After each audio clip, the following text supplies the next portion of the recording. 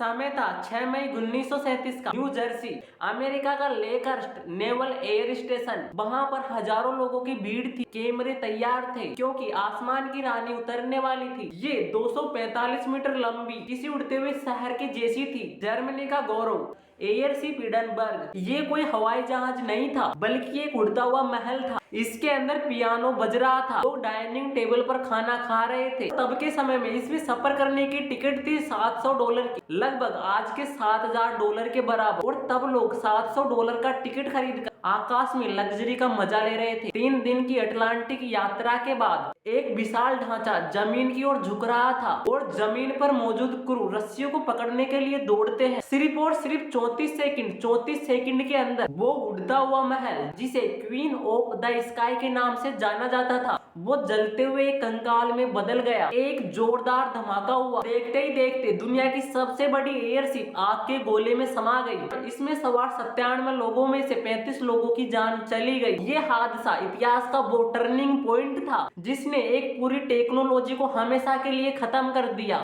यहाँ पर सवाल ये उठता है, आखिरकार 34 सेकंड के अंदर ऐसा क्या हुआ होगा? क्या ये एक सिर्फ हादसा था या इसके पीछे एक गहरी साजिश थी? हिडनबर्ग हादसे ने दुनिया को चौंका दिया। तुरंत 3 बड़े सिद्धांत सामने आए। पहली बात में कहा गया नाजी जर्मनी के गौरव को नष्ट करने की एक खतरनाक योजना थी, और कहा गया कि कुछ दुश्मनों ने इसके अंदर टाइम बॉम्ब लगा दिया, और कहा गया कि ये काम क्या हिटलर का था? ये थ्योरी सबसे ज्यादा ड्रामेटिक थी। दरअसल इन एयरशिप को बनाने वाली कंपनी के मालिक थे हुगो एग्नर। दरअसल इस एयरशिप को बनाने वाली कंपनी के मालिक थे हुगो एग्नर। हुगो एग्नर उन्हीं कुछ लोगों में से थे जो 1930 में हिटलर नाजियों के खिलाफ खुलकर बोलते थे। जब दुनिया की सबसे बड़ी एयरशिप बनकर तैयार होती है तो हिटलर के प्रचार मंत्री गोएबल्स ने कहा कि इसका नाम हिटलर के नाम पर रखा जाना चाहिए, लेकिन इस एयर कंपनी के मालिक हुगो एग्नर ने साफ मना कर दिया। हुगो एग्नर इस एयरशिप का नामकरण जर्मनी के राष्ट्रपति पोल बोन हिडनबर्ग के नाम पर रखा गया। कई लोगों को लगता है हिटलर ने जलन के कारण अपने ही देश की एयरशिप को बम से उड़ा दिया। दोस्तों अब बात करते हैं दूसरी थ्योरी पर। ये थ्योरी थोड़ी वैज्ञानिक है। उस दिन का मौसम खराब था, हवाएं तेज रुख से बह रही थी। बादलों की वजह से जमीन पर उतरने से पहले एयरशिप ने एक जोरदार टर्न लिया। ये माना जाता है कि एयरशिप के मेटल फ्रेम पर काफी ज्यादा स्टैटिक चार्ज जमा हो गया। जैसे ही जमीन पर क्रू ने रस्सी पकड़ी या शायद किसी और वजह से एक छोटी सी चिंगारी निकली, और ये चिंगारी इतनी खतरनाक क्यों बनी इसका कारण, और इस चिंगारी ने धमाके का रूप इसलिए लिया क्योंकि एयरशिप के अंदर मौजूद थी हाइड्रोजन गैस। अब आते हैं दोस्तों तीसरी थ्योरी पर। इस केस की तीसरी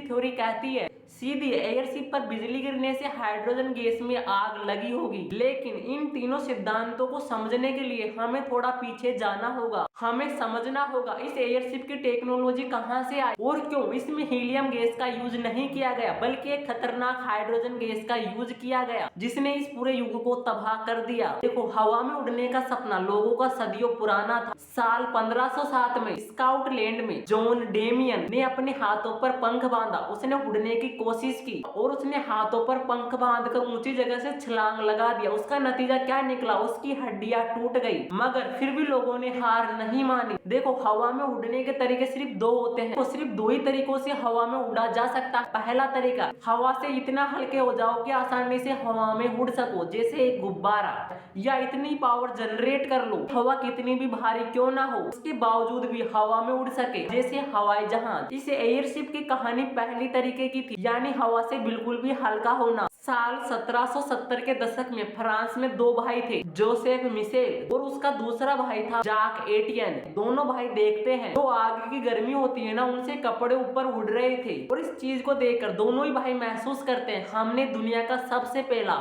हॉट एयर बलून बना लिया है। साल 1783 में किंग लुई की मौजूदगी में वो अपनी पहली सार्वजनिक उड़ान भरते हैं, और इस उड़ान में मुर्गी को बैठाया गया। अब कहानी में एंट्री होती एक लंबे से नाम वाले आर्मी ऑफिसर की, फर्डिनेंड एडोल्फ हेनरिक अगस्त ग्रेफ बोन जेपलिन। साल 1850 में अमेरिका की सिविल वॉर के दौरान जेपलिन ने सेना को गुब्बारे का इस्तेमाल करते हुए देखा, और उसको देखकर उसका पूरा जुनून बढ़ गया। उसने साल 1893 में यानी 52 साल की उम्र में आर्मी से इस्तीफा दे दिया और अपना पूरा ध्यान एयरशिप बनाने पर लगा दिया। उनका आइडिया था एक गुब्बारे की बजाय मल्टीपल गैस के बैग को लेकर एक मजबूत एल्यूमिनियम फ्रेमवर्क के अंदर फिक्स किया जाए और इसी स्ट्रक्चर से एक मजबूत बड़ा एयरक्राफ्ट बन सकता है। साल 1900 में उन्होंने अपनी पहली एयरशिप बन जिसका नाम था LZ-1 और इसलिए एयरशिप्स को आज भी जेपलिन के नाम से जाना जाता है। अगर जेपलिन का रास्ता बिल्कुल भी आसान नहीं था, उन्होंने पहली एयरशिप बनाई थी LZ-1। वो उड़ान भर लेकिन लैंडिंग के दौरान पूरी तरीके से डैमेज हो जाती है। अब उनके पास पैसे की कमी आ गई थी, तो वो क्या करते हैं, उसने अपनी पत्नी की संपत्ति को गिरवी रख दी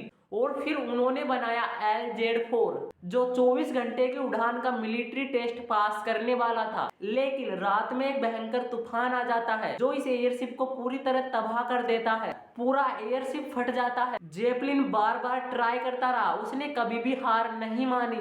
जेपलिन अपनी लगन के साथ काम करता रहा। साल 1908 तक उनकी एयरशिप को सरकारी मंजूरी मिल गई, लेकिन साल 1903 तक राइट ब्रदर्स ने अपने हवाई जहाज की सफल उड़ान भर ली। जेपलिन का सपना अभी भी जिंदा था। जेपलिन की मृत्यु साल 1917 में हो चुकी थी। प्रथम विश्व युद्ध के बाद वर्साई की संधि ने जर्मनी के लिए सैन्य विमान रखना बैन कर रखा था और जेपलिन के बाद उसकी कमान संभालते हैं डॉक्टर हुगो एकनर। एकनर ने एक क्रांतिकारी कदम उठाया। उन्होंने इस एयरशिप को मिलिट्री वेपन से एक कॉमर्शियल पैसेंजर साधन में बदल दिया। साल 1924 में LZ-126 ने 8000 किलोमीटर की उड़ान भरी 80 घंटे में पूरी करके और फिर वो अमेरिका में उतर गया। लोगों ने देखकर इसे स्वर्ग की रानी कहा, लेकिन इसमें एक बड़ी समस्या थी। इसको उड़ाने के लिए इसमें हाइड्रोजन गैस का इस्तेमाल किया जा रहा था। हाइड्रोजन सबसे हल्की गैस है, इसलिए एयरशिप को उड़ाने में सबसे अच्छी भी है, लेकिन ये एक बहुत ही जबरदस्त ज्वलनशील गैस भी और हीलियम गैस हल्की भी है। अक्रिय गैस होने के कारण ये आग नहीं पकड़ती। ये गैस बिल्कुल सुरक्षित थी। हीलियम गैस बिल्कुल सुरक्षित थी, लेकिन उस समय हीलियम की सबसे बड़ी सप्लाई अमेरिका के पास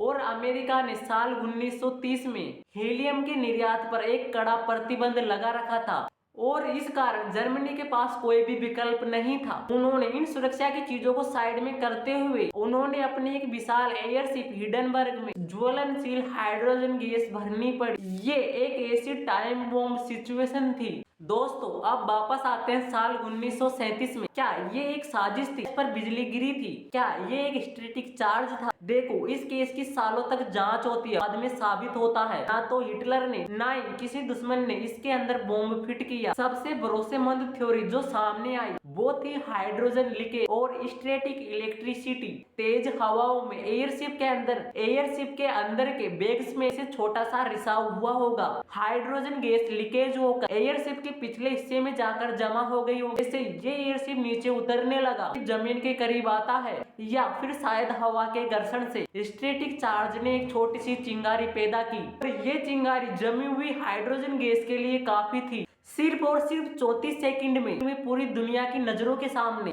एयरशिप का युग खत्म हो गया। इस एयरशिप की आपदा ने एयरशिप को हमेशा के लिए खत्म कर दिया। लोगों को समझ आ गया था हाइड्रोजन गैस से यात्रा करना कितना खतरनाक है और ये वही समय था जब हवाई जहाज अपनी रफ्तार, विश्वसनीयता, ऑपरेटिंग कॉस्ट में तेजी से आगे बढ़ रहा था। इस एयरशिप की रफ्तार 100 किलोमीटर प्रति घंटा थी, जबकि हवाई जहाज की रफ्तार 700 से 800 किलोमीटर प्रति घंटा थी। हीलियम गैस की कमी, खराब मौसम और इन सभी कारणों ने एयरशिप को इतिहास के पन्नों से हमेशा के लिए धकेल दिया। लेकिन ये अफसोस की बात, क्योंकि एयरशिप का अनुभव बहुत ही अलग था। ये अफसोस की बात है क्योंकि एयरशिप का अनुभव, उसमें उड़ना, ये एयरशिप कम ऊंचाई पर बड़ी बड़ी खिड़कियों से धीमी गति से उड़ते हुए पूरी दुनिया को देखना, ऐसी फ्लाइंग लग्जरी जो आज के विमानों में गायब है।